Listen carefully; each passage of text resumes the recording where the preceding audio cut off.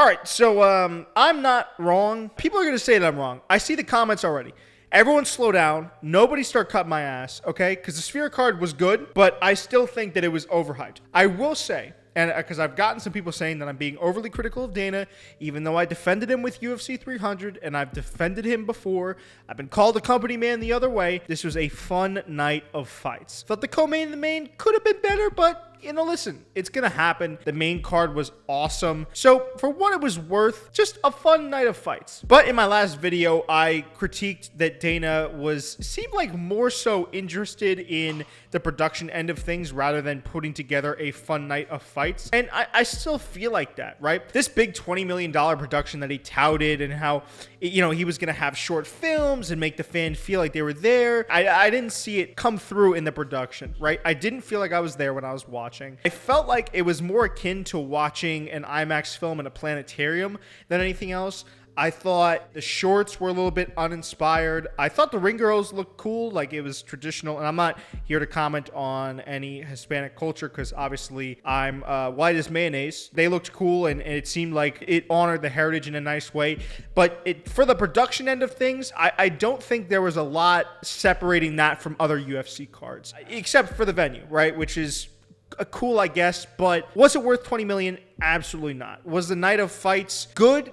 Yeah. You could even consider it a really solid night of fights. Do I think that it was a great night of fights? No. I make this video only because I want to reinforce the point I made there, less so for damage control. There were certain things that, okay, I ate the bullet on. Like, I feel like Rodriguez and Ode Osbourne, that fight was okay, though I don't know how Ode didn't finish the fight when he had Rodriguez hurt early. Rodriguez then struggled to finish Ode when he had rear naked choke position multiple times in that fight. That one I kind of felt vindicated on. There's points, though, where I was wrong, right, for sure. Like, the atmosphere in there, I guess, was cool. Watching on the broadcast, like, there was a certain, I guess, charm to it that you could say was kind of differentiating it from different cards. I feel like the main event was sort of fun. The co-main was sort of fun. I feel like a lot of people gave Sean O'Malley a lot of shit and gave Merab a lot of shit. I thought it was a great performance from Merab.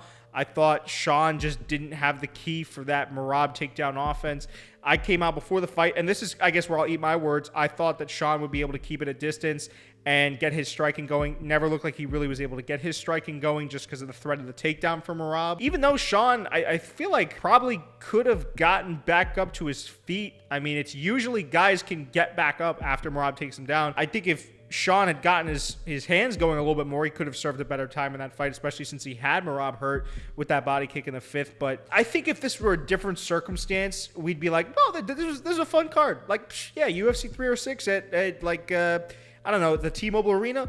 Like, that was a cool, fun fight. I might watch some of those fights back, right? Like, even on the prelims, thought the prelims were nice. That was a refreshing change of pace. It seemed like, and this is another thing, again, where I'll kind of admit where I was wrong. It seemed like guys were willing to kind of show out and really get after it for the most part. I think the quality of what we got, considering the choices made in matchmaking, was good. Do I still think, though, that they could have put way better athletes on here and had Noche somewhere else and had it be in the Sphere and had it be like, I think the proper names here really could have elevated this to the next level. I think it was more so, again, about the event itself than it was about the fights, and that's fine, but I think that came through.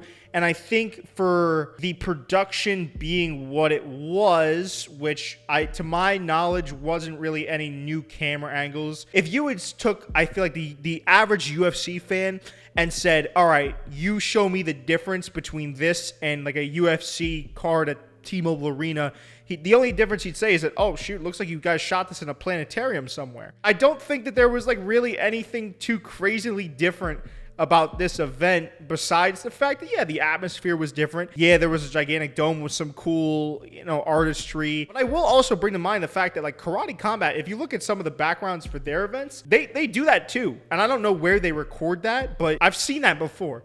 It's not like some never-before-seen thing. If you watch Karate Combat, and I could put it up on the screen, I've seen that type of stuff before. So I'm not trying to be a hater. I figured I'd come out, I'd give my honest thoughts. I know a lot of people are saying that Dana right now is going to be absolutely down horrendous because Merab and Bilal and all these guys are not going to be champ. I want to see where Merab takes it. Is he the most entertaining style to watch for fans that are, and I'm not going to say casual, but fans that want to see a little bit more action. Not necessarily, but I feel like if you appreciate really good chain grappling and like high level grappling, I feel like you could enjoy a Merab fight. Like I enjoyed his fight against Petr Yan. I rewatched that fight. At some points he was outstriking Yan just simply due to the fact that there was a threat of the takedown there. So I do have high hopes for him as champ. I want to see what he does.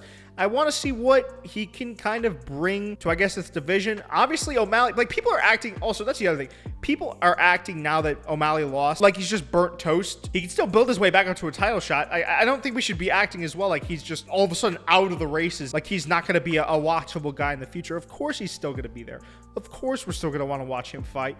And I'll say this, there's still so many fun and compelling matchups that you can make now with both guys. At least that's what I think. So, listen, I'll be critical of Dana at certain points because I don't agree with what he does. I still don't agree with his thought process here. I think $20 million was way too much to spend on this event. It looks like they actually kind of like, I'm not going to say packed out the place, but had a decent showing. Still, the return on investment for him not going to be that big. But I will say, for what it was, just strictly talking about the fights, the matchmaking by Dana on the most part was very solid. So I have to tip my cap to him, regardless of the quality or where I thought he could have taken it.